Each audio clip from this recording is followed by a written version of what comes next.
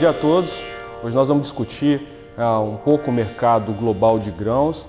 Lembrando a todos vocês que a partir do momento que forem surgindo as dúvidas, vocês já podem ir encaminhando a Pioneer, que ao final da apresentação nós vamos responder aos questionamentos. Bem, nós vamos começar a apresentação discutindo um pouco os fundamentos macroeconômicos do mundo. Nós temos hoje uma perspectiva de um crescimento global em torno de 3,4%, mas existem alguns fundamentos que eles merecem uma certa atenção. E obviamente isso é importante para que a gente possa traçar um cenário do ponto de vista de estratégia de venda e ao mesmo tempo tomar alguns cuidados em relação a possíveis oscilações que nós poderemos ter ao longo de 2011. Bem, analisando por esse mapa global, nós podemos observar que existem sim alguns fundamentos que merecem bastante atenção. Do ponto de vista de crescimento econômico, por exemplo, nós temos hoje uma crise energética no Japão, e essa crise foi aflorada em decorrência da catástrofe natural que o país sofreu em março, quando houve um terremoto seguido de tsunami, e obviamente isso acabou afetando a oferta de energia em decorrência do abalo que o terremoto causou sobre as usinas nucleares. Em função disso, por nós termos hoje um limitante do ponto de vista de oferta de energia no Japão, isso consequentemente pode limitar um pouco o crescimento do país asiático, que na verdade vinha para um processo de recuperação, uma vez que o país sofreu bastante desde o afloramento da crise financeira em 2008. No caso da China, ainda permanecendo no continente asiático, nós temos um problema de inflação, ou seja, o crescimento econômico dos países emergentes ocasionou uma elevação dos preços e, obviamente, isso não é uma restrição exclusiva da China, isso também é um processo que também vem acontecendo no Brasil. O que o governo de China e Brasil está tentando fazer? Está aumentando a taxa de juros e, no caso do Brasil, também utilizando ferramentas macroprudenciais como uma forma de tentar arrefecer a demanda e, dessa forma, controlar um pouco os preços.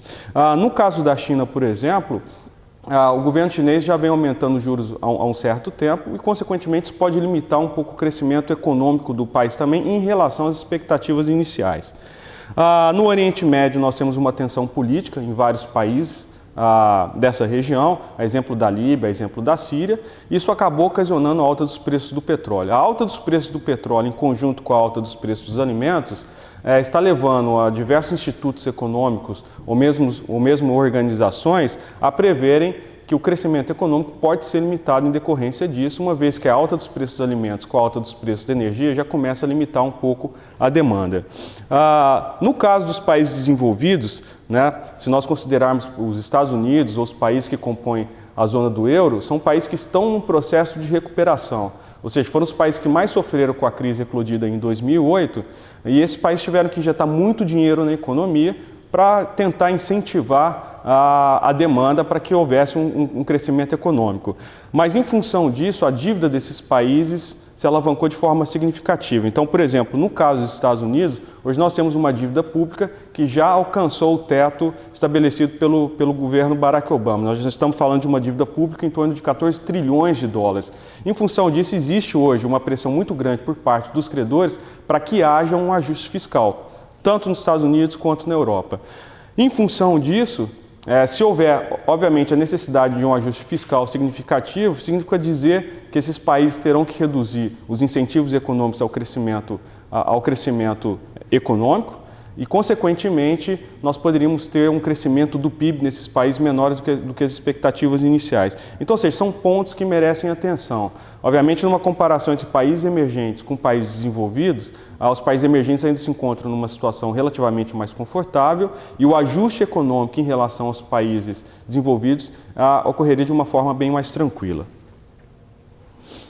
Um ponto importante que nós devemos observar é que o dólar ele segue o seu processo de fraqueza global, ou seja, investidores começam a buscar ativos mais seguros e como nós conseguimos observar através desse gráfico, à medida que o dólar desvaloriza, o ouro vem se valorizando de forma bastante significativa. Ou seja, o dólar, de certa forma, ele está perdendo um pouco da sua confiança. Tanto é verdade que os Estados Unidos ele passa por um processo de uma dívida pública elevada e, consequentemente, os investidores vêm buscando alternativas ao dólar como principal ativo financeiro. E não só o ouro vem subindo, como as próprias commodities agrícolas também estão sendo utilizadas como uma forma de proteção monetária.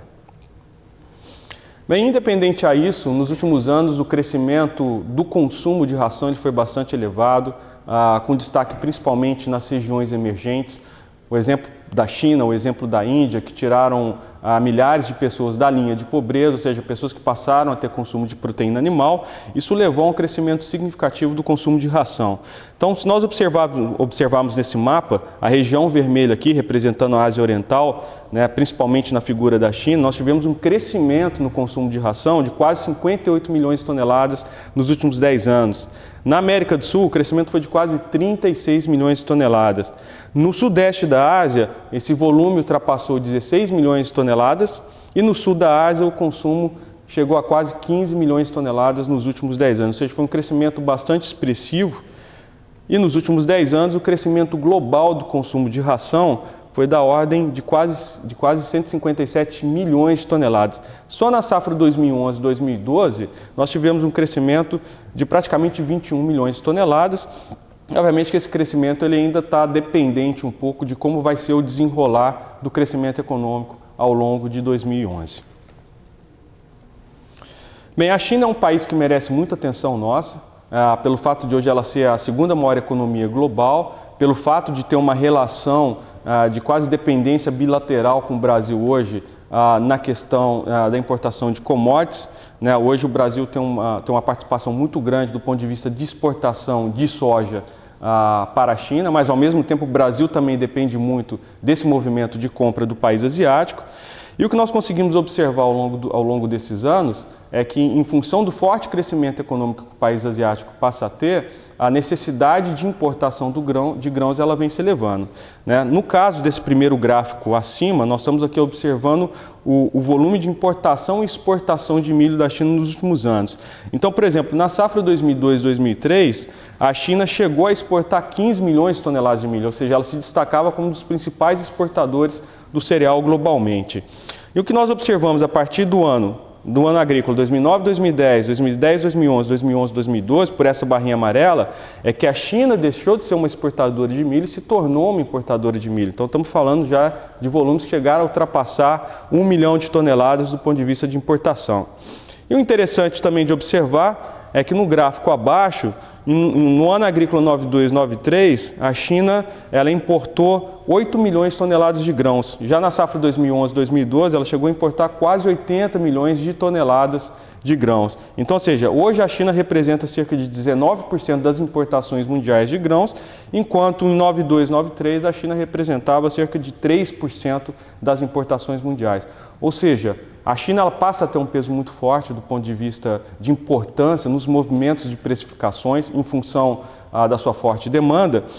E qualquer problema econômico que aconteça com a China, seja positivo ou seja negativo, tem impacto direto não só no mundo, mas um impacto muito forte também no Brasil. Por isso que nós devemos ter uma atenção muito forte ao desenvolvimento econômico, às medidas de aumento de taxa de juros, às medidas de incentivo à demanda local, porque isso passa a ter reflexo sobre as nossas commodities. Bem, esse gráfico ele reflete muito bem o forte movimento de valorização que as commodities agrícolas estão atravessando no momento. Então, esse índice CRB-BLS Spot, ele representa as 23 principais commodities globais, sejam agrícolas ou sejam minerais. O que a gente consegue observar é que em 2008, que seria esse segundo pico de alta aqui, foi aquele momento pré-crise, ou seja, antes de eclodir a crise financeira nos Estados Unidos, que teve origem no setor imobiliário. Foi naquele momento que existia uma euforia global, ou seja, nós tínhamos preços de soja a 16 dólares o bushel em Chicago, nós tínhamos preço do barril do petróleo a 140, milho em torno de 8 dólares, ou seja, era aquele momento de euforia, até que aconteceu a crise financeira, os preços despencaram, mas a gente observa que a partir de 2009, 2010 nós tivemos uma forte recuperação e em 2011 esse índice começa a bater recorde. Ou seja, existem aqui fundamentos econômicos que sustentam essa alta de preço, mas também existem fundamentos especulativos, né? Então, de um lado, nós temos um forte crescimento de demanda, principalmente pelos países asiáticos.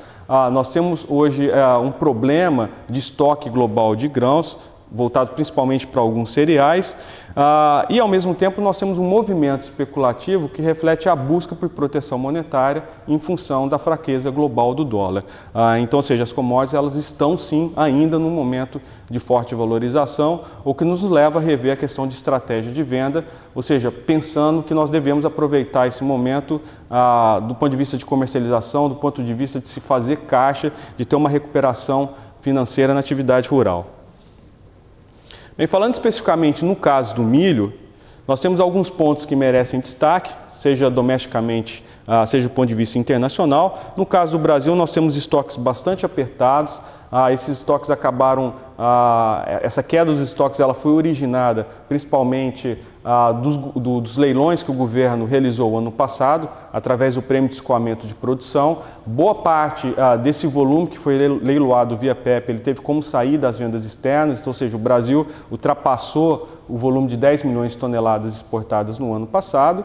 Nós tivemos uma queda na safra de verão 2010-2011, então, ou seja, nós começamos um ano com preços extremamente valorizados. Nós temos um clima muito seco hoje no Centro-Oeste, que está comprometendo o desenvolvimento da safrinha, principalmente no Mato Grosso.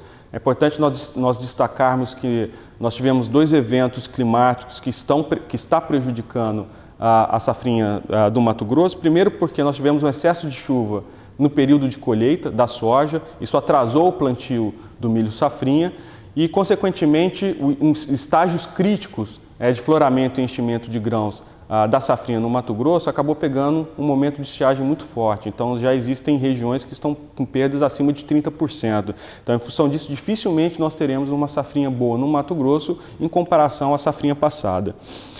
No mercado internacional, os preços continuam bastante elevados, até porque nós temos hoje uma relação estoque-consumo de milho, principalmente nos Estados Unidos, bastante apertada. Então, ou seja, nós temos fundamentos econômicos muito bons do ponto de vista de preços internacionais. E nos Estados Unidos o clima também não se mostra tão favorável. Nós tivemos um atraso muito forte no plantio do milho, com situações bastante delicadas no estado de Ohio, no estado de Dakota do Norte.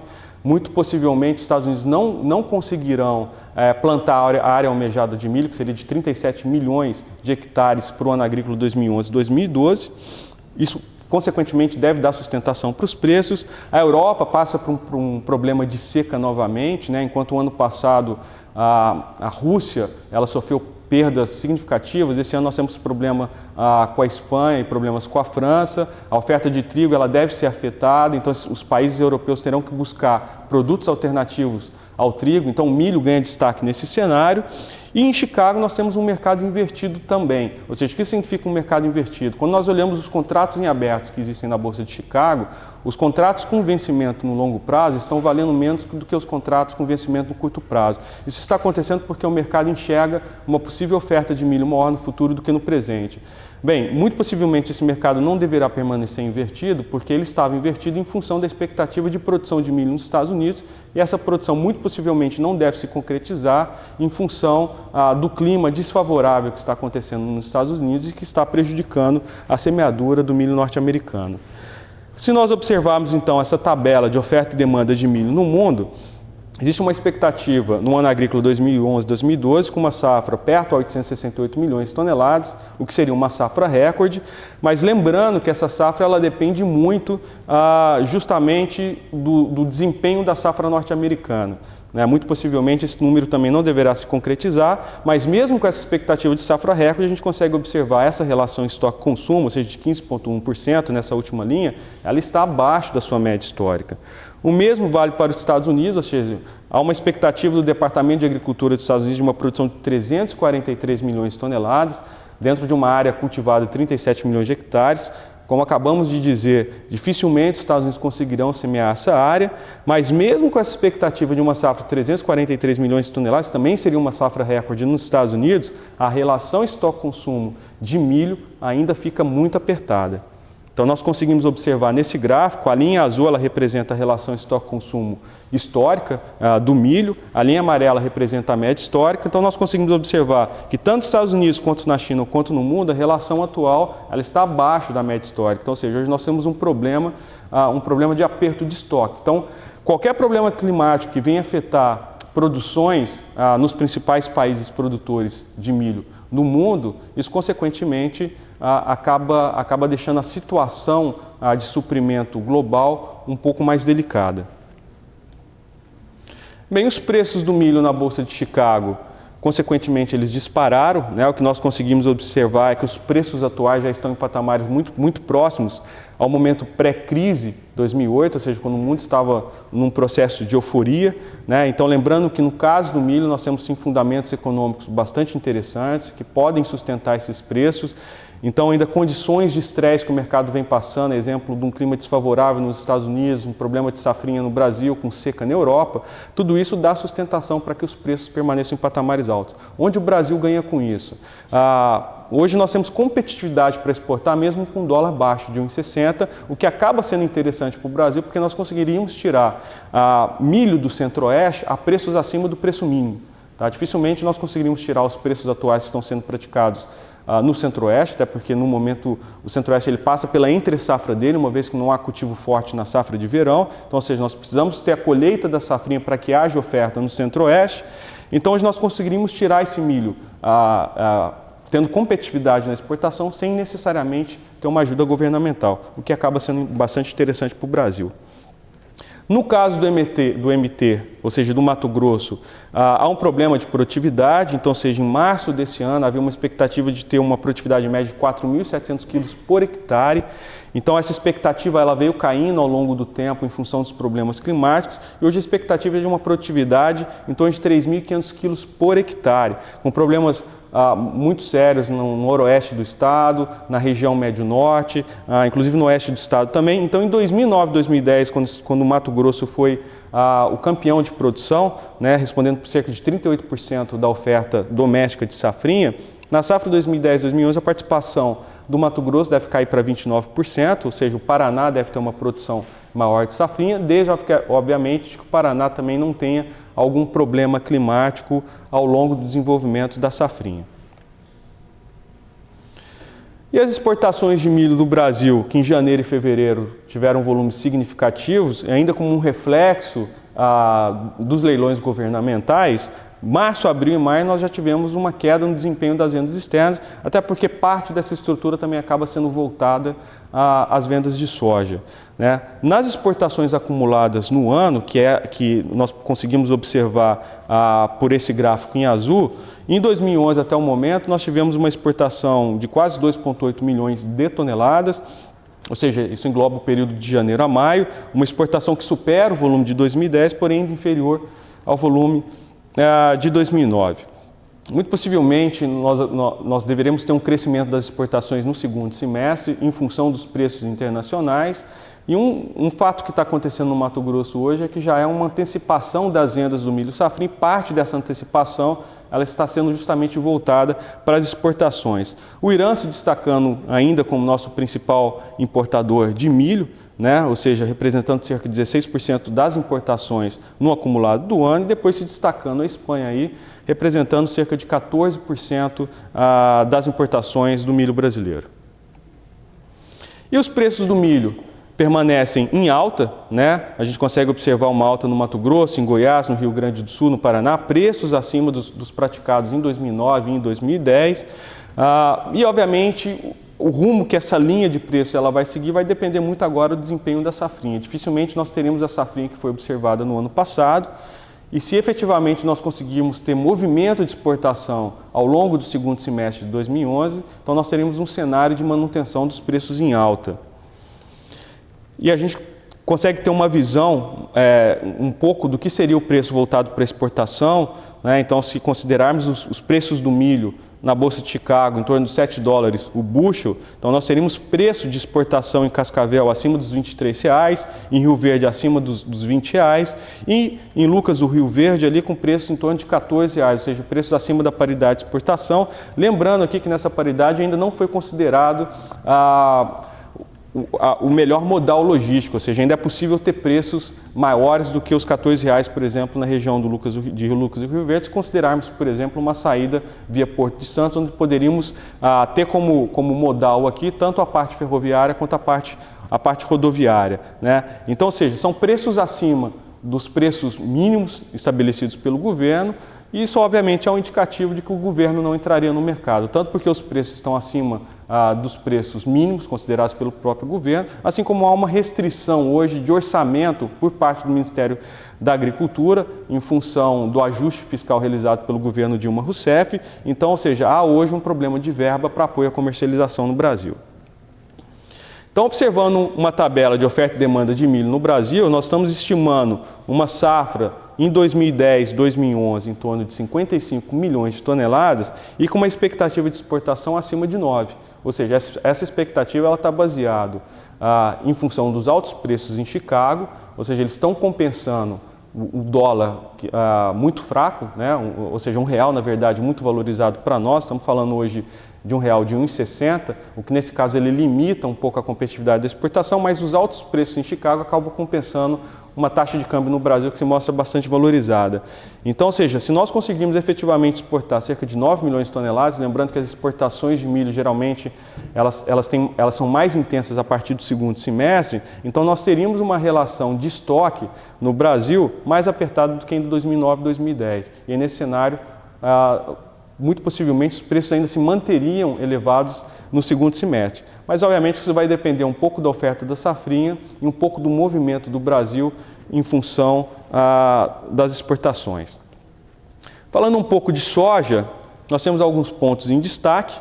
A produção de soja ela é recorde no Brasil, no ano agrícola 2010-2011. Estamos falando de uma produção de 73 milhões de toneladas. Nós temos um atraso no plantio do milho nos Estados Unidos. Isso poderá levar os produtores norte-americanos a cultivarem mais soja do que o milho, ou seja, há uma janela muito restrita ao plantio do milho. E quando os produtores não conseguem plantar milho, obviamente eles tentam migrar para a soja.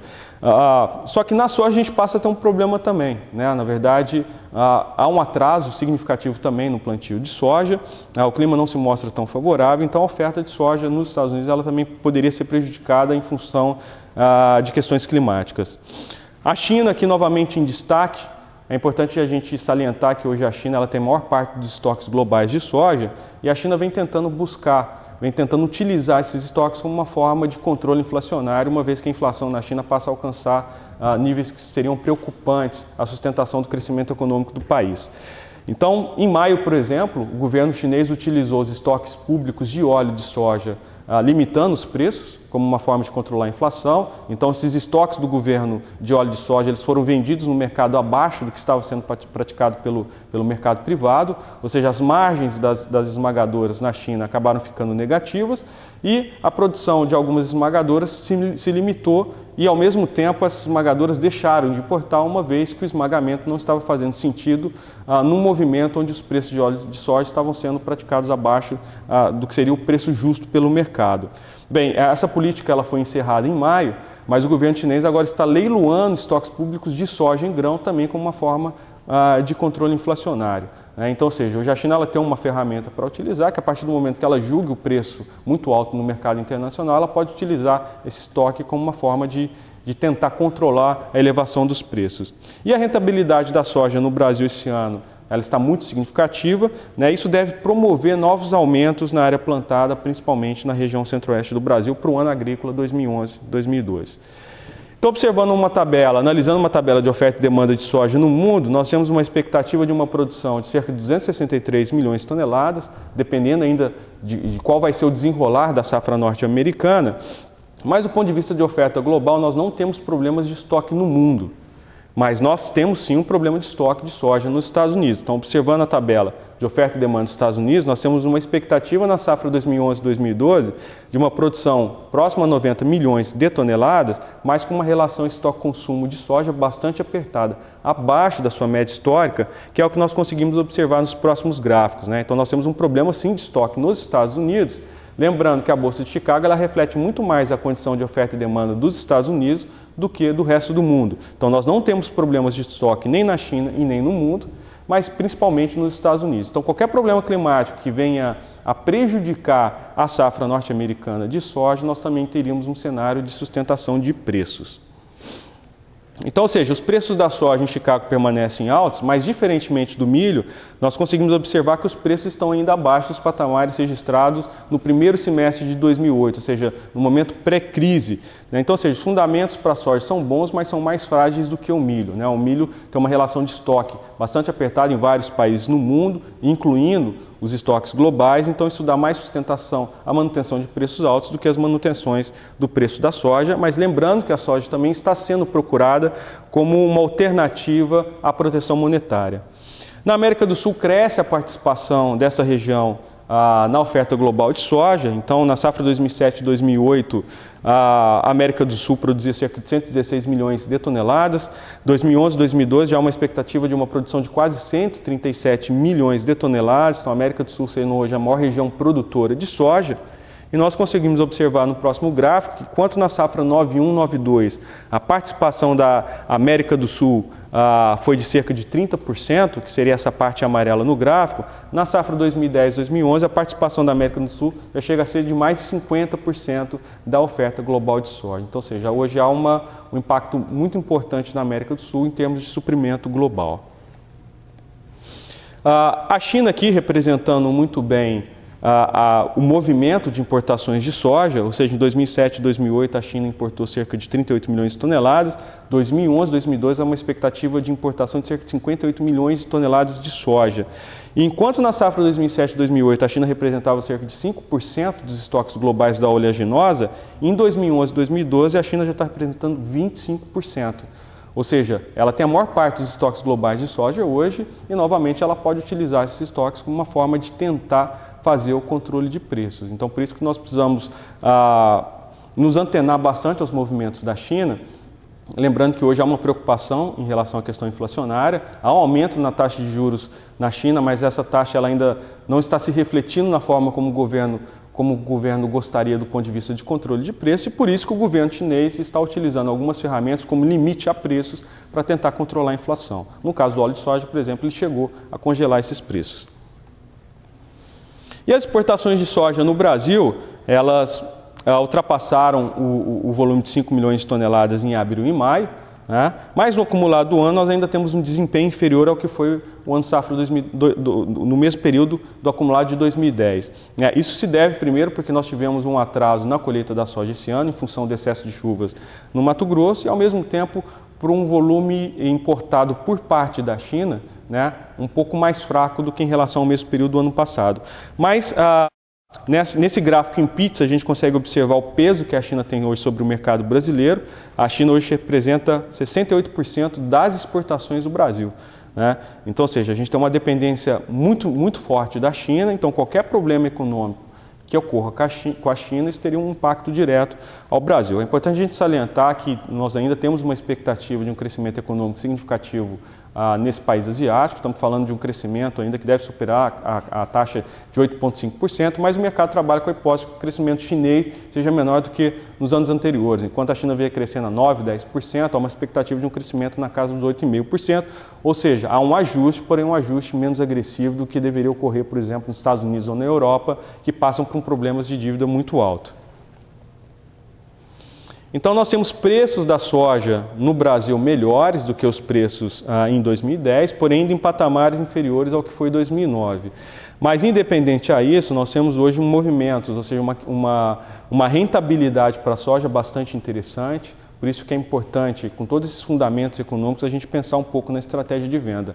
Nós estamos sim num momento interessante para se pensar em fazer a venda da soja como uma forma de se fazer caixa e tentar antecipar compras de insumo para o ano safra 2011-2012, uma vez que há uma expectativa de aumentos nos preços dos fertilizantes, por algumas razões. Nós temos um crescimento de demanda global, nós temos aumento nos preços do petróleo, que afetam os preços de produtos nitrogenados, nós temos aumento dos preços de commodities agrícolas, que de certa forma os fertilizantes acabam acompanhando um pouco esse movimento, e nós já temos uma procura por fertilizantes bastante elevada esse ano. Então, uma estratégia de venda nesse momento, aproveitando os preços altos em Chicago, ela seria interessante para se fazer caixa e, ao mesmo tempo, tentar aproveitar uma compra diferenciada do ponto de vista de preço. A relação de preço soja-milho na região sul, né, se nós pensarmos um pouco nas expectativas do ponto de vista de crescimento de área, na região sul do país, a relação de preço hoje está mais favorável ao milho. Então, ou seja, esse indicador aqui, quando ele está acima de 2, isso significa dizer que nós temos uma relação mais interessante para o plantio de soja, por uma questão de produtividade, né, e abaixo de 2, essa relação seria mais interessante para milho. Então, nós conseguimos observar que na barrinha amarela, que foi maio do ano passado, nós tínhamos uma relação muito mais favorável ao plantio de soja do que ao plantio de milho, e efetivamente foi o que aconteceu. Houve um aumento na área plantada com soja em detrimento à área plantada com milho, mas já nesse ano, em maio desse ano, nós estamos observando uma relação muito mais favorável ao milho do que em relação à soja. Então, muito possivelmente haverá uma briga boa no momento de decisão de plantio na região sul entre o que o produtor vai cultivar, se vai ser soja ou milho. E analisando então uma tabela de oferta e demanda de soja no Brasil, uma expectativa de produção de 73 milhões de toneladas, ainda trabalhando com uma expectativa de exportação em torno de 33 milhões de toneladas, haveria sim um crescimento em relação às exportações praticadas no ano passado, mas obviamente que isso ainda vai depender um pouco de alguns movimentos globais, né? Então, ou seja, como que vai ser o desenrolar do crescimento econômico da China ao longo de 2011, mas lembrando que há um crescimento de demanda, então há um potencial ainda de exportação recorde para o Brasil. Então, exportando 33 milhões de toneladas, o Brasil finalizaria o seu ano agrícola 2010-2011 com volume de estoque próximo a 4 milhões de toneladas.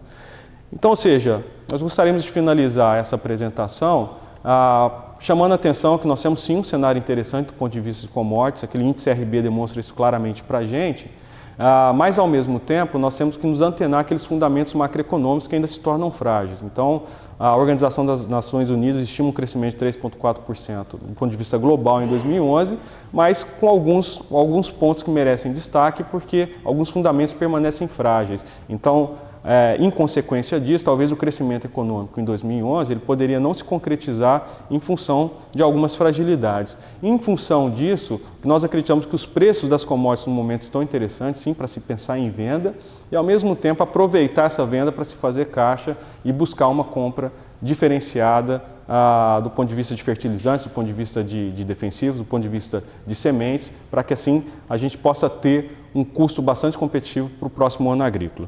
Bem, nós vamos partir agora para os questionamentos dos internautas e o Paulo ele faz a seguinte pergunta: a falta de estrutura de armazenamento vai derrubar preços de milho no MT? Paulo, isso vai depender um pouco de quão rápido vai ser o movimento de exportação. O que está me chamando a atenção esse ano é que o movimento de venda antecipada do milho safrinha ele está bastante elevado, tá? Diferentemente do que foram os anos anteriores, e nesse caso, então, a saída para exportação ela pode ser mais rápida do que foi o ano passado. O ano passado, sim, nós tivemos problema, até porque nós precisamos acionar o governo para escoar esse milho. Ao que tudo indica, esse ano o milho vai ser escoado mais rapidamente pelo setor privado. Mas, independente a isso, nós temos problema de armazenamento no MT e em algumas regiões, sim, isso pode afetar preço no pico de colheita, né? E principalmente se a colheita ela tiver descasada dos movimentos de exportação. Paulo, qual a taxa de inflação na China? Olha, hoje a China ela já está com uma inflação aí acima também de seus 5%, algumas regiões chegou a bater 6%. Né? Então, ou seja, é uma inflação que ela também preocupa o governo chinês, até porque o movimento do crescimento econômico na China ela está bastante elevado. Então, por essa razão, para que se tenha um crescimento sustentável, o governo chinês vem aumentando frequentemente essa taxa de juros com o intuito de tentar controlar um pouco essa elevação da inflação na China. Bem, o Paulo ele continua a seguinte questão: está sendo feita gestão por parte do governo brasileiro para ampliar a base de países que importam a nossa soja? Olha, essa gestão, na verdade, ela está sendo realizada pelo próprio mercado, né? Infelizmente, o Brasil ele não trabalha com o seu marketing ativo do ponto de vista de vender a soja brasileira, assim como acontece hoje com os Estados Unidos. Os Estados Unidos, inclusive, eles têm associações que promovem o produto norte-americano, não só o produto grão, mas os produtos derivados. Infelizmente, o Brasil ele ainda não tem essa proatividade. Então, nós estamos sendo ainda um país exportador de commodities. Lembrando que a China está muito mais interessada em importar soja em grão do que importar o óleo farelo, até porque a base de processamento dela hoje é muito forte e é mais barato você importar o grão do que importar o óleo farelo. Então, claramente, a política da China vai seguir nesse sentido. Mas eu concordo, eu estou entendendo que a sua pergunta aqui está em decorrência da nossa forte dependência da China e que tudo indica que no longo prazo, pelo crescimento da China, essa dependência nossa ela tende a aumentar. Então, por isso que a gente passa a ter um cenário interessante a partir do momento que a China cresça, mas ao mesmo tempo preocupante se houver uma desaceleração do ponto de vista de crescimento chinês. O Daniel faz a seguinte pergunta: devido à crise no mercado de carnes, principalmente suínos, não poderá ter influência no preço de milho e soja no Brasil? Olha, Daniel, eu entendo que essa crise no mercado de carnes, ela está voltada, eu não diria que seria basicamente uma crise. Hoje nós temos um problema na Rússia que embargou a exportação de 89 empresas brasileiras, né, ou seja, de 89 frigoríficos. Então nós temos um problema pontual.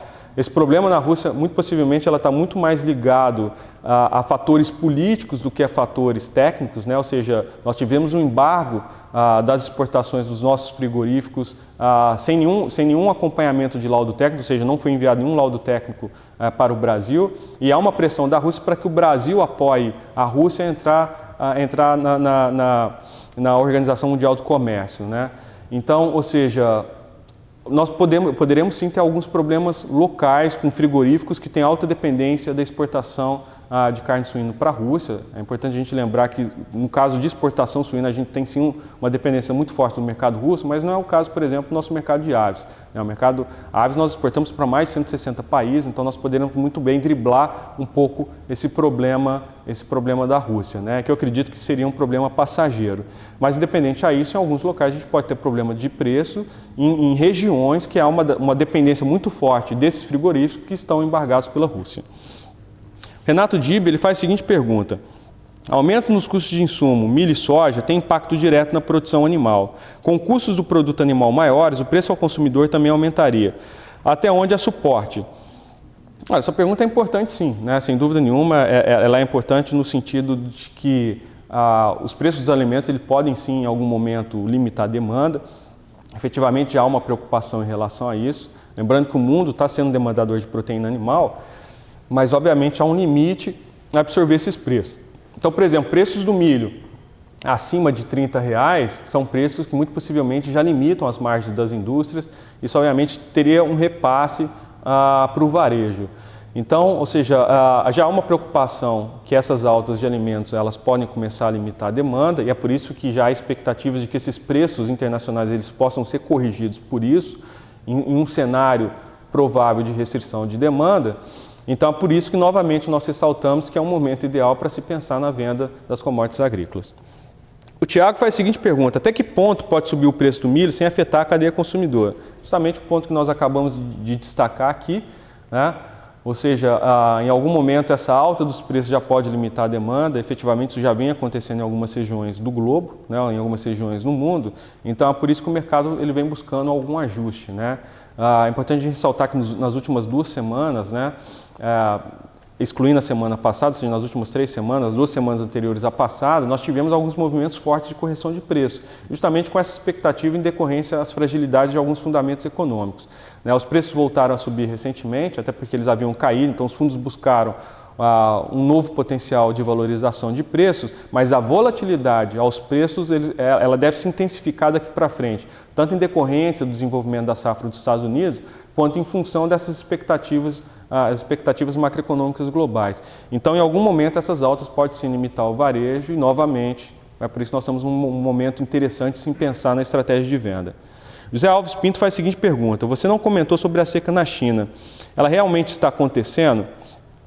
Olha, Zé Alves, a China, na verdade, recorrentemente tem problemas climáticos, assim como aconteceu o ano passado, inclusive, mas o Departamento de Agricultura dos Estados Unidos ainda não ressaltou nenhuma nova estimativa em relação ao tamanho da seca que poderia afetar a produção na China. Mas, obviamente, que qualquer produção que afete a China, qualquer seca que afete a China, isso, obviamente, teria um impacto mais significativo do ponto de vista de importação naquele país. Também daria sustentação de preço. Então, do ponto de vista de possíveis cenários de preço, nós temos sim cenários climáticos que podem prejudicar a safra nos Estados Unidos, a safra na Europa e a safra em países asiáticos. Então, são movimentos que também devem ser monitorados para que a gente possa entender o tamanho do impacto da perda de produção global. O Wilson Minatti faz a seguinte pergunta: se houver a quebra de produção de safrinha no Mato Grosso, qual seria a probabilidade de estoque de passagem? Bem, na verdade, nós já estamos trabalhando com a perda de produção de safrinha que já superaria quase 1,5 milhões de toneladas nesse ano em relação às expectativas iniciais, né? Então, ou seja, havia uma expectativa aí de produção em torno de 7 milhões e meio de toneladas de milho safrinha no Mato Grosso, já estamos falando aí de uma produção em torno de 6,1 milhões de toneladas, e mesmo nesse cenário, então, nós teríamos um estoque de passagem em torno aí no caso do milho, em torno de 4 milhões de toneladas, dependendo do volume de exportação. Tá? Agora, obviamente, que a gente ainda pode ter um cenário de perda pior na safrinha do Mato Grosso, se o clima permanecer ainda desfavorável. Então, ou seja, o Mato Grosso também merece ser monitorado. O Paulo faz a seguinte pergunta: Bem, aqui há uma repetição, né, da pergunta de suíno no nosso mercado, né? Então, lembrando que a questão da Rússia, ela merece ser monitorada, mas nós não estamos vendo um impacto tão forte ainda no mercado. O Jean faz a seguinte pergunta: qual seria o preço da soja para o mês de julho? Se tem alguma projeção? Você tem que basear nesse preço da soja em julho olhando os movimentos em Chicago, né? Então, Chicago hoje ele tá no movimento de 13,50 a 14 dólares o bushel, né? E é mais ou menos esse preço que ele deve ser monitorado, e esse preço ele vem oscilando, tanto em decorrência das notícias que saem no desenvolvimento da safra norte-americana de milho, quanto em decorrência dos movimentos macroeconômicos também. Então, ou seja, são movimentos que ainda vão oscilar muito, Jean, ao longo do tempo. O Daniel Fernando ele faz a seguinte pergunta: com a quebra de produtividade da segunda safra de milho no MT e Paraná devido à estiagem, pode elevar ainda mais os preços do milho? Olha, sem dúvida nenhuma, né? Principalmente se isso for acompanhado de movimento de exportação. É importante a gente lembrar que a gente ainda precisa exportar a safrinha mesmo se houver momentos de quebra, né? Se houver movimentos de quebra. Mas se nós tivermos esse casamento de exportação, até porque nós temos preços internacionais bastante competitivos, aliados a quedas de produção, obviamente isso daria sustentação para preços altos. O Rodrigo, ele faz a seguinte pergunta: qual seria a exportação de milho que você imagina para o próximo ano? Olha, Rodrigo, isso vai depender muito de qual vai ser o volume exportado nesse ano e qual vai ser o impacto do ponto de vista de safrinha, né? Porque isso poderia levar os estoques de passagem a um nível talvez crítico para nós, né? E aí nós restringiríamos um pouco os nossos movimentos de exportação. Mas, ao mesmo tempo, esses movimentos também estariam ligados à capacidade de importação no mundo no próximo ano e, obviamente, aos preços internacionais. Então, isso vai depender de como o mercado vai balizar esse preço. Nós trabalhamos com a hipótese que nos próximos anos o Brasil se torne, ele na verdade já se tornou um importante player do ponto de vista de exportação. No ano que vem eu só te diria que nossas exportações poderiam ser limitadas caso efetivamente esse ano a gente exporte um volume que deixe o estoque em nível crítico. Se por um acaso o Brasil não exportar ou não tiver movimentos de exportação esse ano em níveis adequados, aí eu te diria que no próximo ano nós poderíamos ter movimentos maiores. Então isso vai depender muito ainda do desempenho da nossa safrinha. O Carlos César faz a seguinte pergunta: 2011 plantei meio a meio no verão, soja e milho. Este ano estou pensando em tudo no milho. O que você acha? Olha, César, é aquela velha história. Eu não colocaria todos os ovos numa mesma cesta, até porque ainda nós temos ainda algumas incertezas ao longo do ano, apesar de o cenário ser interessante. Mas eu te diria que, particularmente, eu faria uma aposta, principalmente se você estiver aqui na região sul, em torno de 70-30, né? Ou seja, eu faria 70 milho contra 30 de soja. Eu acho que essa daí seria uma aposta interessante. A Jéssica Alves dos Santos faz a seguinte pergunta: qual a expectativa de queda do crescimento econômico brasileiro, o que pode afetar no preço das commodities, no mercado interno e nos preços de fertilizantes, né? Bem, é importante, Jéssica, a gente ressaltar que na verdade ainda há um questionamento em relação ao crescimento econômico global, né? Então, na verdade, existe uma expectativa de que talvez ocorra uma desaceleração em relação às expectativas iniciais, não que o mundo não vá crescer. Na verdade, seria uma desaceleração em relação às expectativas iniciais. Mas, obviamente, que se essa desaceleração ela for concretizada, e na verdade já existem alguns indicadores de que esses movimentos, de certa forma, eles já estão se desacelerando, principalmente se nós analisarmos alguns índices do ponto de vista de produção fabril. Então, nesse caso, nós teríamos sim uma queda dos preços internacionais das commodities, né? Isso ainda vai depender um pouco de como está o movimento do dólar também. É importante a gente lembrar que o movimento de desvalorização do dólar com compra de commodities, ele acaba elevando os preços da commodities por essa função de proteção monetária. E um ponto que merece destaque é que a partir do momento que o governo norte-americano aumentar a taxa de juros, haveria uma expectativa de valorização global do dólar. Nesse caso também poderia haver um preço de queda das commodities. Então, por isso que eu acho que nós estamos num momento bom, sem dúvida nenhuma, de pensar em estratégia de venda. Conrado faz a seguinte pergunta: o momento é interessante para o travamento de preço da soja para a safra de 2011 e 2012? Olha, eu acredito que sem dúvida nenhuma sim, Conrado. Por que eu acho que é interessante? Primeiro que nós temos um movimento de alta muito forte. Talvez esses preços ainda podem se elevar caso a produção norte-americana de soja ela tem alguma frustração climática, né? Então, nesse caso, nós poderíamos ainda ter uma elevação do preço de soja, mas do ponto de vista de pensar em travamento de custo, de pensar em rentabilidade, até porque a margem da soja ela já está bastante elevada, eu já pensaria assim numa estratégia de hedge de preço. O Hendrick Ivan ele faz a seguinte pergunta: o que pode se esperar da cotação do milho para as próximas safras, visto a boa cotação que se encontra nessas commodities? Novamente, Hendrick, isso vai depender do movimento das nossas exportações. Importante a gente lembrar que o Brasil ainda tem um problema natural de exportação pelo seguinte fator. Primeiro que nós temos uma logística muito fraca para exportação via Centro-Oeste. Então, ou seja, nós conseguimos tirar milho do Centro-Oeste por alguma conjunção de fatores. Ou eu preciso ter um apoio governamental em momentos que eu não tenho um preço internacional alto e nem taxa de câmbio, ou eu preciso ter uma taxa de câmbio muito desvalorizada, que nesse caso compensaria a ineficiência logística, ou eu tenho que ter preço internacional muito alto, como é o caso que nós estamos observando agora. Então, nesse sentido, se nós exportarmos 9 milhões de toneladas, a exemplo do que nós estamos esperando em função do alto preço nos mercados internacionais, então eu diria que nós teríamos um cenário de queda de estoques ao final do ano e, consequentemente, um início de 2012 com preços ainda elevados. Mas é bom a gente lembrar que, a partir do momento que o preço do milho também sobe, haveria um incentivo ao crescimento de área. Então, nesse cenário, havendo um crescimento de área, aí nós poderíamos talvez esperar num movimento de preços ou de um arrefecimento de preços a partir do segundo semestre de 2012. José Ricardo Herberts ele faz a seguinte pergunta: na região do Planalto Norte catarinense, houve grandes problemas com a questão do grão ardido. Gostaria de saber qual impacto pode causar nas grandes dessa região devido à falta de alimento com qualidade. Olha, José Ricardo, o grão ardido, sem dúvida nenhuma, quando isso acontece, o mercado acaba impondo preços diferenciados. É bom lembrar que nós estamos vendo grãos ardidos, mas ao mesmo tempo a oferta na safra de verão em Santa Catarina, ela ainda teve algum movimento interessante, né? Alguma produção interessante. Mas Santa Catarina ele é um produtor que ele precisa importar milho de outros estados para que ele possa atender toda a sua demanda. E a partir do momento que você tem grão ardido, que ele passa a ser desqualificado pela indústria local, essa indústria teria que buscar milho de outros locais, obviamente o que encareceria o preço local. E quem não tiver grão ardido nesse momento acaba se favorecendo num cenário de alta de preço. A Jéssica faz a seguinte pergunta: qual a aceitação da soja transgênica no mercado externo em questões de qualidade e tipo de grão? E qual o preço e vantagem de comercialização? Olha, Jéssica, hoje a soja transgênica ela é extremamente comercializada no mundo, né? Até porque os principais exportadores são Brasil, Argentina e Estados Unidos, respondendo aí pelo maior volume das vendas externas, todos eles são produtores de soja transgênica. Então, ou seja, o mercado tem uma aceitação normal a isso. Obviamente que existem prêmios para a soja não transgênica, mas para nichos de mercado. E aí sim se paga um prêmio, você precisaria participar de programas, de indústrias que estão fazendo esse tipo de movimento, mas lembrando novamente que é nicho de mercado, ou seja, não há espaço para todo mundo e a soja transgênica é aceita no mundo hoje sem problema nenhum. O Tiago faz uma outra pergunta: qual seria o posicionamento do governo perante o cenário de altas de preços de commodities e possibilidade de altas e estoques baixos, principalmente milho?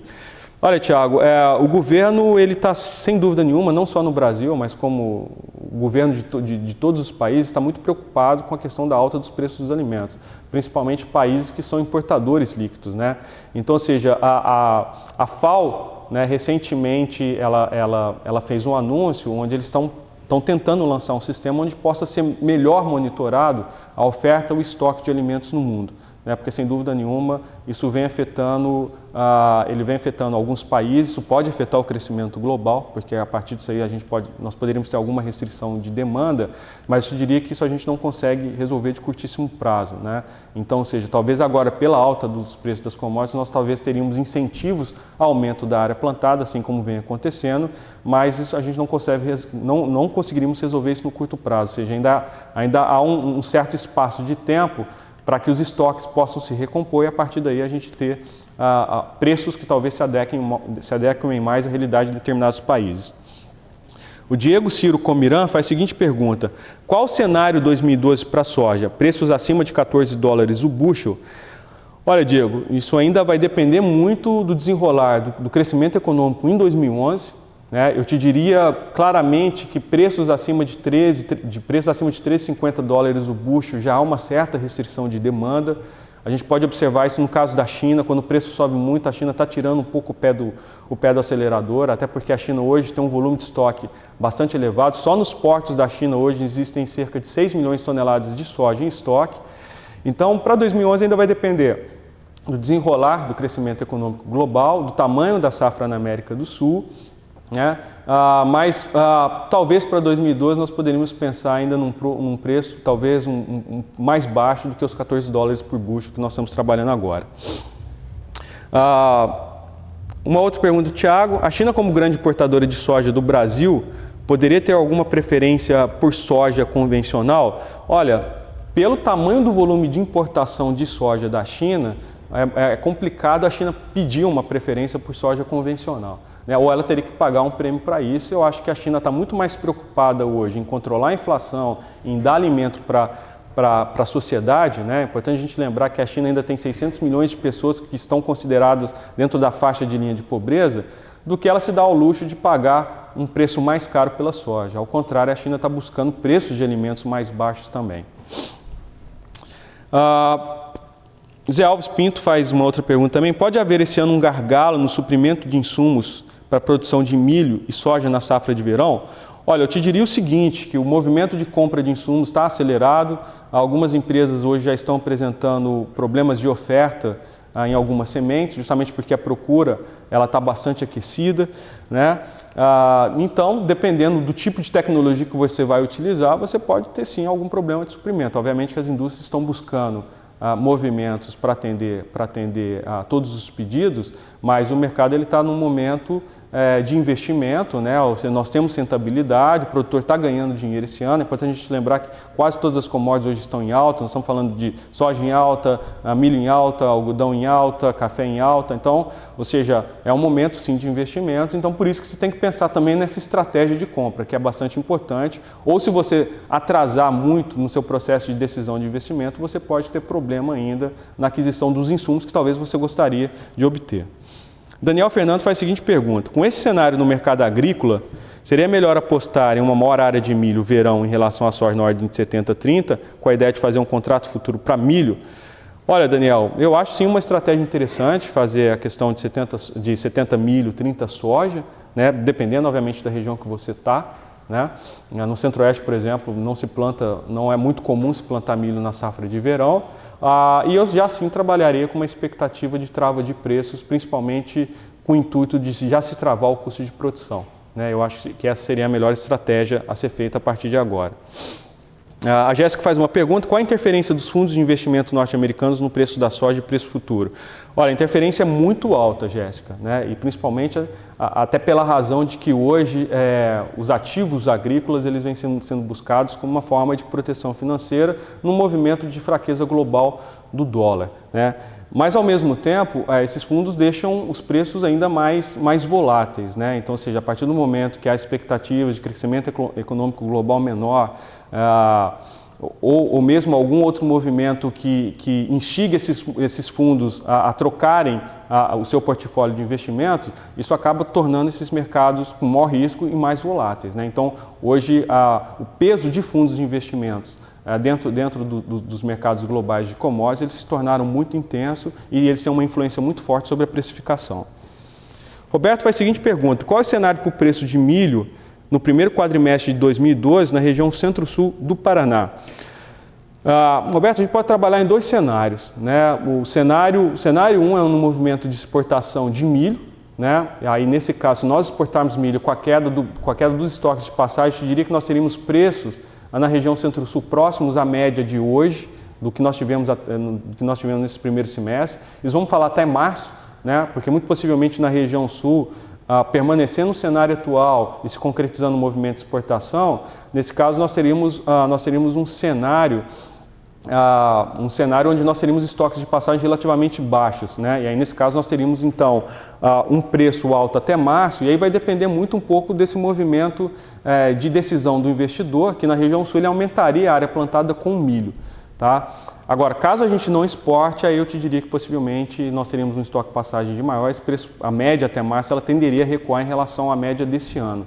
Então, para você ter uma noção mais clara do preço em 2012, dependeria bastante do nosso movimento de exportação e da decisão da área plantada na safra de verão.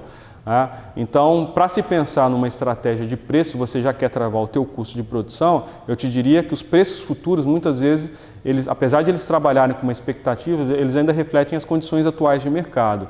Então, já seria um momento, talvez, atual, um momento importante, de já se pensar numa estratégia de seguro de preço, olhando que o movimento no presente ele ainda é interessante para preços.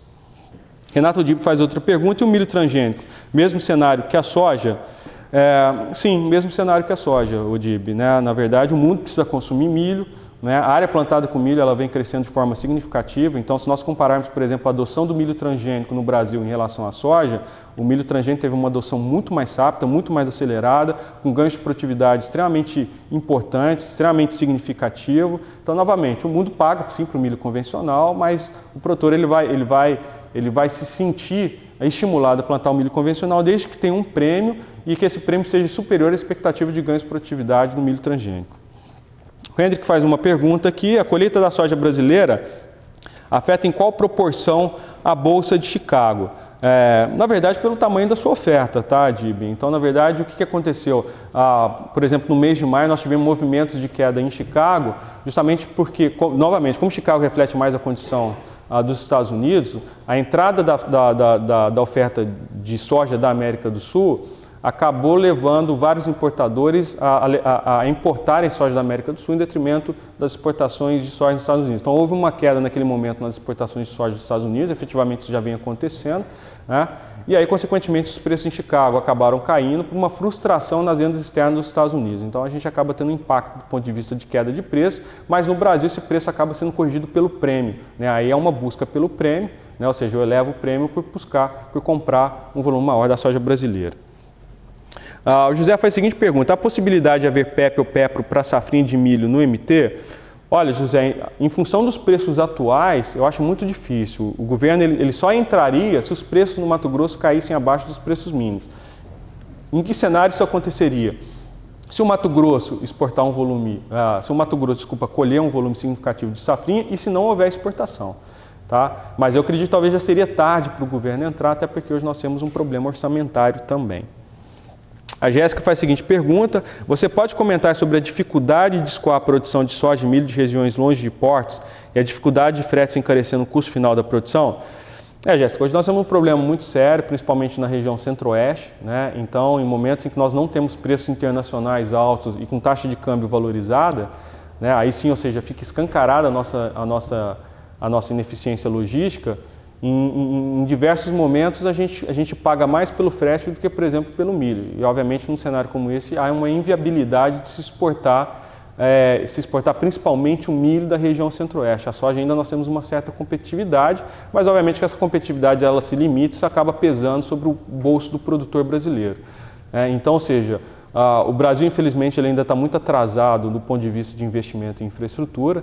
Na verdade, que Deus nos ajude agora na Copa, que vem em 2014, porque os investimentos estão extremamente atrasados. Então, ou seja, se num evento como a Copa do Mundo o Brasil não consegue tirar os planos em ações, imagina olhar o Centro-Oeste com uma visão diferente. Então, o assunto logístico não é um assunto novo.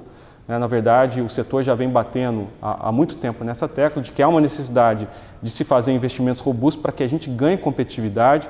Vai haver uma pressão disso, porque o Brasil, sem dúvida nenhuma, ele está se destacando e vai se destacar mais no futuro como um importante player do ponto de vista de suprimento.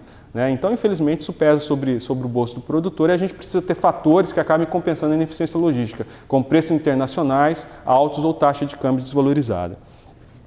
O Álvaro faz a seguinte pergunta: pode-se dizer que teremos repetições de preços nas commodities na próxima safra? Álvaro, isso vai depender de alguns cenários. Eu te diria o seguinte: vamos trabalhar com cenário 1. Se nós tivermos um crescimento econômico que realmente fique de acordo com as expectativas do mercado, ou seja, concretizando um crescimento de 3,4%, aliado a algumas frustrações de safra, como nos Estados Unidos, como na Europa, então isso nos daria um cenário parecido de preços. Mas tem algum fato que é importante a gente destacar, porque já há uma expectativa de que a partir de 2012 o governo Barack Obama ele deve elevar as taxas de juros dos Estados Unidos. Então, a partir do momento que ele elevar essas taxas de juros, e principalmente se houver um plano do governo norte-americano de um ajuste fiscal que haja credibilidade no mercado, nesse caso haveria migrações de investimento para títulos do governo norte-americano. Ou seja, o dólar ganharia confiança nesse caso, haveria uma valorização do dólar norte-americano globalmente e, consequentemente, uma menor busca por outros ativos que compensassem essa perda do dólar. Aí, nesse caso, consequentemente, haveria uma queda dos preços das commodities. Então, talvez nós poderíamos trabalhar num cenário de 2012, com isso se concretizando, com preços de commodities menores do que nós estamos vendo em 2011. O Biratã faz a seguinte pergunta: a tendência do real se manter valorizado frente ao dólar no segundo semestre de 2011, qual é a paridade esperada no final do ano de 2011? O Biratã, eu acredito que ainda nesse ano nós ainda deveremos ter um dólar bastante pressionado negativamente, ou seja, isso quer dizer que nós ainda deveremos ter um real valorizado, até porque a expectativa de aumento na taxa de juros nos Estados Unidos deverá ocorrer a partir de 2012, né? E ao mesmo tempo no Brasil nós temos um aumento da taxa de juros, ou seja, então nós temos uma atratividade em investimentos por parte de títulos do governo brasileiro mais atrativos do que outros títulos em função da nossa alta taxa de juros. Então, ou seja, isso acabaria estimulando a entrada de dólares no Brasil, principalmente do ponto de vista especulativo, isso consequentemente faria uma pressão negativa sobre haveria uma pressão positiva sobre uma valorização da nossa taxa de câmbio, né?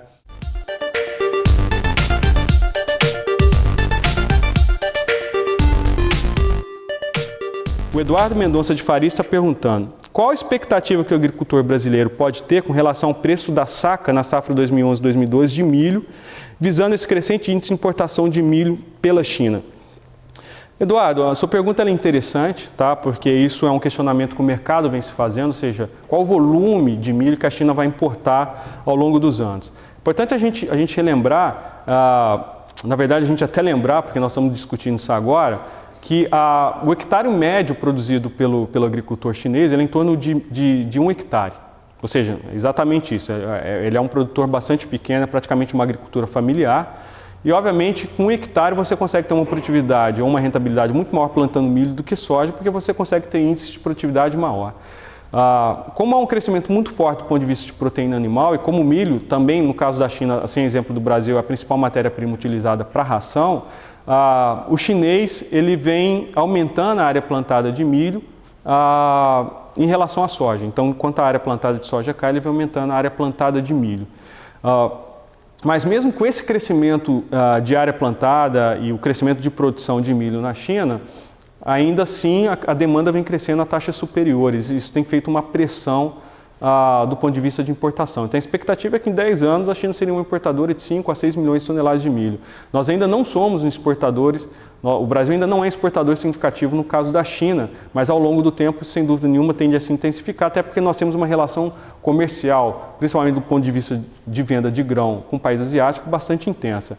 Do ponto de vista de preço para 2011, 2012, isso vai depender muito do volume de exportação que o Brasil vai realizar no segundo semestre. Então, como nós mostramos naquela tabela de oferta e demanda, com uma expectativa de exportação de 9 milhões de toneladas, há sim uma pressão ainda sobre os estoques. Eu te diria que nós começaríamos o ano 2011, 2012 com preços ainda atraentes, né? E aí o desenrolar desse preço vai depender do tamanho da nossa safra de verão. A Esther Clarice, ela está perguntando: com o clima dos Estados Unidos não se mostrando tão favorável ao bom desempenho da safra norte-americana, qual a tendência dos preços brasileiros aumentarem? Olha, eu não sei se você fez a pergunta aqui voltada para o milho ou voltada para a soja, mas no caso da soja, por exemplo, o que nós teríamos nesse caso é que com o aumento no preço em Chicago, aí sim, como os nossos preços são balizados pelos preços futuros da CBOT, nesse caso os preços no Brasil também tenderiam a aumentar. No caso do milho, que eu te diria que também aumentando os preços em Chicago, a competitividade do Brasil para exportação também melhoraria. Então eu te diria que como bons brasileiros nós deveríamos torcer sim para uma queda na produção norte-americana de milho, para que justamente nós possamos ter uma rentabilidade melhor aqui no Brasil em 2011. O Henrique Citrone está perguntando: devido à falta de chuva em muitas regiões de safrinha do Brasil Central, não podemos ter surpresas no quesito produção de milho safrinha? Sem dúvida nenhuma, né? Então, acho que dificilmente o Brasil ele vai colher uma safrinha recorde esse ano. Nós estamos muito mais tendenciosos, né, muito mais nós temos uma probabilidade muito maior de ter frustração de safrinha do que ter uma safrinha recorde. Isso, inclusive, poderia ocasionar altas de preços ainda no segundo semestre, mas é importante a gente lembrar também que o mercado ele tem que tomar um certo cuidado. Se nós tivermos uma frustração de safrinha, onde os preços no mercado doméstico superem a paridade da exportação, haveria uma retração de venda e isso poderia aumentar estoque lá na frente. Então é importante que a gente tenha comportamento de preço, onde eu consiga ter preços altos, mas ao mesmo tempo exportação, para que não haja pressão de estoque ao longo do tempo. O Eduardo pergunta o seguinte: devido à menor relação estoque-consumo nos Estados Unidos, é possível dizer que o Brasil pode se tornar um exportador de milho para os Estados Unidos devido à sua alta relação estoque-consumo? Muito dificilmente, Eduardo. Apesar dessa relação estoque-consumo de milho nos Estados Unidos estar abaixo da sua média histórica, né, os Estados Unidos continua sendo um forte exportador. Né? Então, enquanto o Brasil exporta 10 milhões de toneladas de milho, os Estados Unidos exportam 50 milhões de toneladas. Tá? Eles têm uma capacidade de produtividade muito elevada. Então, na verdade, eu nunca considero essa hipótese que o Brasil algum dia vai exportar milho para os Estados Unidos, a não ser, obviamente, se haja uma catástrofe natural. Tá? Nesse caso, o que haveria, especificamente no caso dos Estados Unidos, seria uma redução do próprio potencial de exportação norte-americano em função de atender o seu mercado doméstico. A Terra Cereais está fazendo a seguinte pergunta: se chover no Mato Grosso, qual seria o reflexo no milho safrinha entre produção e preço?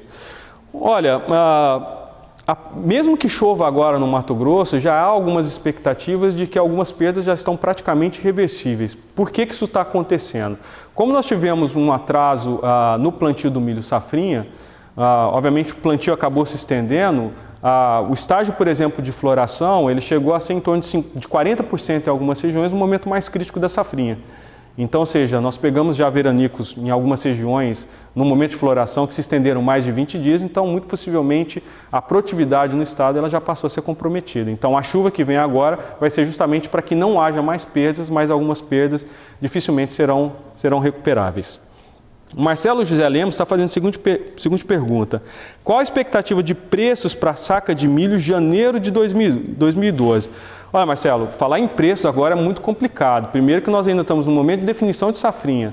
Nós ainda estamos no momento de definição ainda do que vai ser a safra 2011-2012.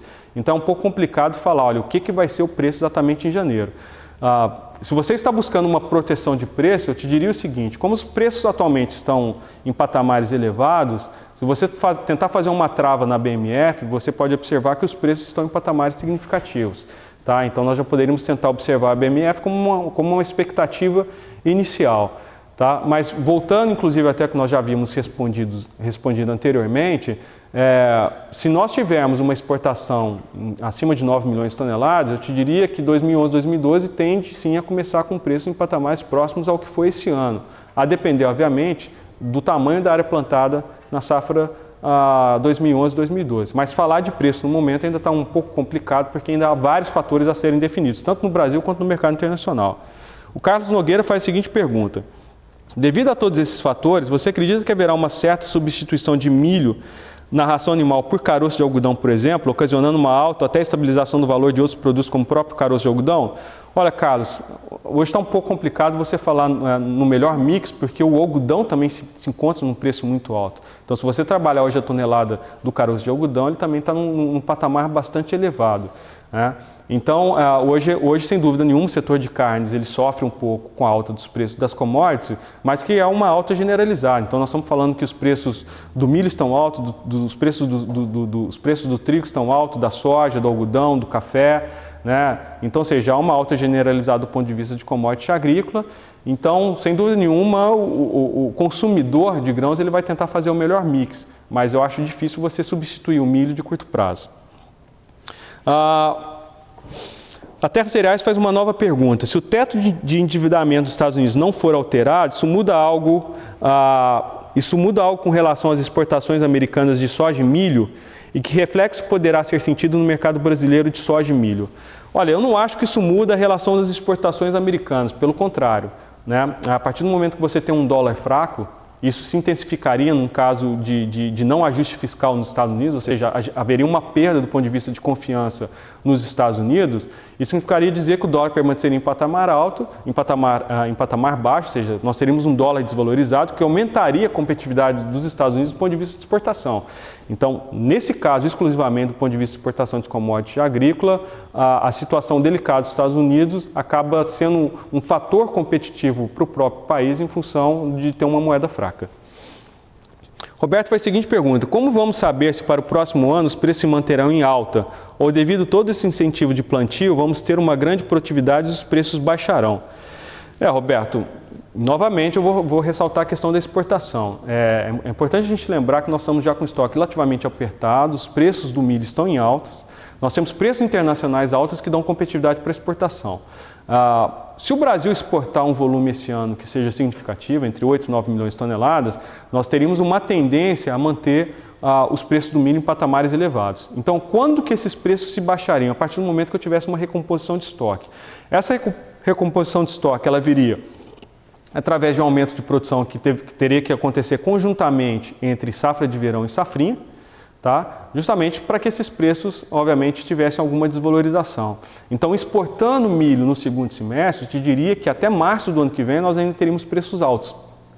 E a partir daí nós teríamos que ter uma tendência, uma tendência mais clara de qual foi o tamanho da produção na safra 2011-2012 e se ela atenderia à necessidade do mercado no curto prazo. Por outro lado, se nós não exportarmos um volume significativo de milho no segundo semestre, e não acredito que nós teríamos ajuda governamental esse ano em função da restrição orçamentária que o Ministério da Agricultura passa a ter, aí sim nós poderíamos ter uma condição um pouco mais delicada de preços ao final do ano e, consequentemente, se agravaria em 2012. Mas eu te diria que nós temos uma tendência muito mais, talvez, de preços em altas do que de preços em baixas.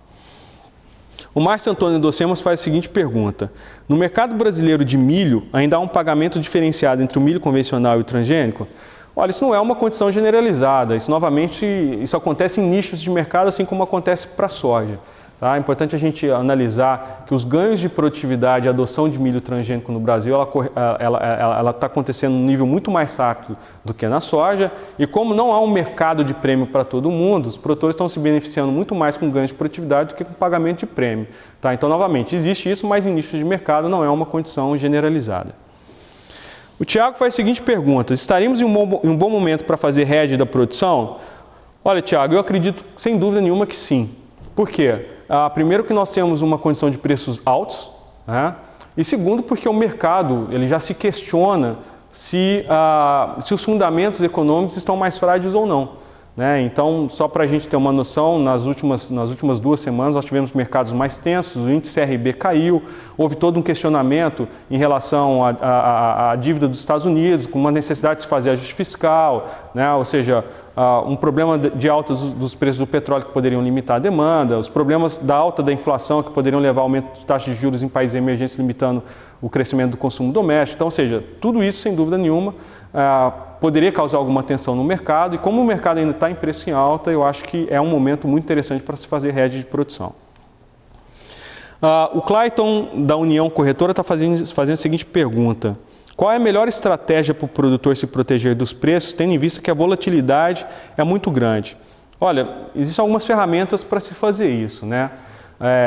Do ponto de vista de mercados futuros, obviamente que eu estou suscetível a essa volatilidade de preço. No caso de soja, então, eu posso tentar fazer uma venda pré-fixada, um mercado a termo, né? Ou seja, tudo isso eu estaria fugindo um pouco fora dessa volatilidade de preços. Eu poderia estar trabalhando com um mercado de opção também, né? Onde eu pagaria um prêmio para ter o direito de comprar, o direito de vender determinado produto e assim fugir um pouco da volatilidade desses preços. E existem alguns bancos que vêm trabalhando com algumas ferramentas onde você faz uma venda futura, mas ele banca seu ajuste, você só faz um acerto no momento de liquidação do contrato, né? Então eu te diria que da forma mais fácil talvez para o produtor entender, ao invés de recorrer ao mercado financeiro através de opções ou através de futuro, tentar fazer um mercado a termo. O Jean Carlos Cisoto faz a seguinte pergunta: devido à crise no mercado de carnes, principalmente suínos, não poderia ter influência no preço de milho e soja no Brasil? Eu te diria que o problema de carnes que a gente passa a ter não é um problema global, mas um problema principalmente do mercado russo, né, que recentemente embargou aí a exportação de carne de 89 empresas brasileiras. Mas O mercado russo não é o único mercado do Brasil, né? Ele tem sim uma participação importante do ponto de vista das exportações de suíno, tá? Mas o mercado, por exemplo, de frangos, ele é muito mais pulverizado do que o mercado russo. Então nós poderíamos ter problemas nas plantas que foram afetadas, ou seja, que foram embargadas para exportação, e nesse caso sim um problema de oferta local, mas eu não te diria que seria um problema generalizado ao Brasil. O Edson Souza faz a seguinte pergunta: referente aos preços dos insumos, como isso poderá afetar a produção 2011-2012 e quais regiões brasileiras que poderão ser mais afetadas? Olha, os preços dos insumos, principalmente fertilizantes, ele tendem ao encarecimento, em função inclusive tanto em crescimento do preço do petróleo, quanto em função da alta dos preços das commodities, como em função da maior demanda global. Tá? E no caso, obviamente, do Brasil, a região talvez mais prejudicada seria a região centro-oeste por uma questão logística, né? Mas sem dúvida nenhuma, muito possivelmente 2011, 2012, nós deveremos enfrentar um problema de encarecimento de custos de produção. O Ricardo faz a seguinte pergunta: há possibilidade de haver PEP ou PEPRO para a safrinha de milho no MT? Ricardo, haveria necessidade se o preço do milho no MT ficar abaixo do preço histórico, tá? O que efetivamente está muito longe de acontecer isso, né? No momento atual, esse preço inclusive está muito acima, então temos preços ainda na região do Mato Grosso que pode variar de 19 a 20 reais, né? Ou seja, muito acima do preço mínimo estabelecido pelo governo. Então, quando que isso aconteceria? Primeiro, nós teríamos que ter uma safrinha muito boa, com uma condição de não exportação, onde aí sim os preços cairiam. Aí sim, teria que se acionar o governo para se tomar alguma medida. O problema é que se isso acontecer, muito possivelmente já vai ser tarde para o governo conseguir pleitear alguma verba para comercialização. Tá? Eu espero que esse ano não haja essa necessidade, até porque os preços em Chicago estão num nível em que poderemos ter competitividade para exportar, inclusive, do Centro-Oeste. Rogério Mendes Lopes faz a seguinte pergunta: poderemos ter uma queda brusca de preços por conta de uma bolha financeira como em 2008? Olha, eu descarto a questão de bolha financeira, né? Nesse caso em 2008. Nós somos muito mais numa condição de tentar ter ajustes de crescimento por condições diferentes. Então, por exemplo, no caso dos Estados Unidos é por um problema novamente de ajuste fiscal, assim como na Europa, ou seja, a dívida desses países está muito alta, ou seja, os países já não têm mais intenção de financiar países que estão em condição financeira relativamente graves, né? No caso do Brasil, nós estamos novamente com um problema de inflação, assim como com a China, exemplo da China também. Então há um aumento na taxa de juros, isso obviamente reflete numa condição de crescimento menor. Então eu te diria que nós teríamos um crescimento econômico menor, que ninguém no mercado fala em um pouso forçado, ou seja, numa queda drástica, mas talvez num ajuste do ponto de vista de expectativa. E lembrando que esse ajuste seria muito mais forte em países desenvolvidos do que em países emergentes. Então a expectativa para 2008 é se o mundo cresce 3,4% ou cresce um pouco menos que isso. Tá? Eu não te diria desculpa, 2008 não te diria que 2011 há uma expectativa de crise, mas talvez uma expectativa de ajustes para que o mundo cresça num nível mais sustentável. Rodolfo Luiz Botelho, que é presidente do Sindicato Rural de Guarapuava, faz a seguinte pergunta: qual a perspectiva de uso de milho para etanol nos Estados Unidos e no mundo? E quais as consequências da redução do preço mínimo do milho no MT? Bem, os Estados Unidos continuam com uma política de biocombustível ainda bastante intensa, então nós temos uma utilização de milho para a produção de etanol, que já está beirando aí 120 milhões de toneladas, então isso deve ainda permanecer. E, consequentemente, isso ajuda a sustentar uma relação estoque-consumo de milho nos Estados Unidos abaixo da sua média histórica. E os preços do MT só viriam aos preços mínimos novamente, se nós tivermos uma safrinha que surpreenda as expectativas do mercado, né? O que a princípio não tem nada indicando isso, até pelas perdas de produção que nós estamos observando hoje no MT. E nós temos que ter uma condição então de surpresa do ponto de vista de safrinha, acima da expectativa do mercado, uma condição de não exportação. Tá? Eu espero que isso não aconteça, e até porque nós temos já uma venda antecipada de milho no Mato Grosso, que está indicando essa possibilidade de exportação, e até pelo fato de termos preços altos no mercado internacional. Paulo Trindade faz a seguinte pergunta: os estoques de soja abaixo da média nos Estados Unidos e a previsão de aumento de importação pela China, de 55 para 58, garante um cenário favorável para o Brasil?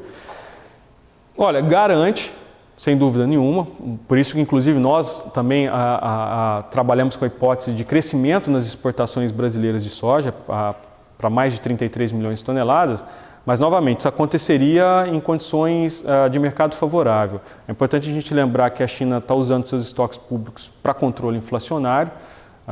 Nós precisamos entender em que intensidade ou com que frequência ela realizaria esse tipo de medida. Mas como há essa expectativa de crescimento nas importações, um problema de estoque nos Estados Unidos, um problema climático nos Estados Unidos e uma oferta recorde no Brasil, o que nós estamos trabalhando, sem dúvida nenhuma, é com a hipótese de crescimento das vendas externas de soja em grão do Brasil esse ano. Lembrando que no acumulado do ano também cresceram já nossas exportações de farelo e óleo de soja. A Esther Clarice Novak, ela faz a seguinte pergunta: qual a tendência das exportações de soja do Brasil aumentarem? É justamente a pergunta que eu acabei de responder. Ou seja, há um cenário sim favorável para a exportação, mesmo diante de uma taxa de câmbio desfavorável às vendas externas. O Henrique faz a seguinte pergunta: com relação ao custo de produção do milho, com essa previsão de aumento de área plantada, teremos uma grande elevação de preço de custo de produção ou o mercado acabará estabelecido? Olha, novamente, nós temos uma tendência de crescimento muito mais do ponto de vista de preço de fertilizantes, né? Até pelo fato de ele ser, nesse caso, praticamente uma commodity, né? Então nós temos aumento da demanda global, nós temos um aumento do preço de petróleo, que, por exemplo, afeta o preço de nitrogenados, aumento dos preços de commodities agrícolas, que, por exemplo, alguns fosfatados acabam seguindo os preços das commodities. Então, nesse caso, haveria essa possibilidade de encarecimento dos custos, sim, para a safra 2011-2012. A Terra Cereais faz outra pergunta: seria mais interessante redear a soja nesse momento e esperar um melhor momento para o milho? Olha, eu acho, na verdade, que está um momento interessante para se fazer o hedge das duas culturas, seja da soja ou seja do milho, obviamente porque nós temos alguns fundamentos econômicos que estão frágeis, principalmente no segundo semestre, né? A desenrolar, nós precisamos entender como é que vai ser esse desenrolar ainda de algumas situações econômicas. Como é que o governo Obama ele vai conduzir o problema de ajuste fiscal, como é que vai ser o resgate financeiro, por exemplo, na Grécia, a China, que já vem aumentando a taxa de juros sequencialmente há vários meses, ela vai continuar dentro dessa política. Então, como nós temos uma tendência de aumento de custo de produção, acho que seria interessante redear essa soja, né, ou inclusive redear o milho, justamente para já garantir, para ter uma garantia do ponto de vista, pelo menos, de custos de produção para a safra 2011-2012. O Rafael faz a seguinte pergunta: seria viável a produção de etanol do milho no Brasil? Olha, Rafael, era interessante no ano passado com preço muito baixo, com o preço do milho no Mato Grosso abaixo do preço mínimo. Com o preço atual, por exemplo, já é descartada essa hipótese. Tá? É muito mais barato, no caso do milho, produzir álcool à base de cana do que à base de milho. Né? Ou seja, a partir do momento que o preço do milho estoura, você torna totalmente inviável qualquer planta à base de etanol. Tá? E ao mesmo tempo que nós ainda cairíamos naquela discussão de utilizar alimento para a produção de etanol. Bem, nós encerramos por hoje. Nós gostaríamos de agradecer aí a presença de todos os internautas que nos acompanharam.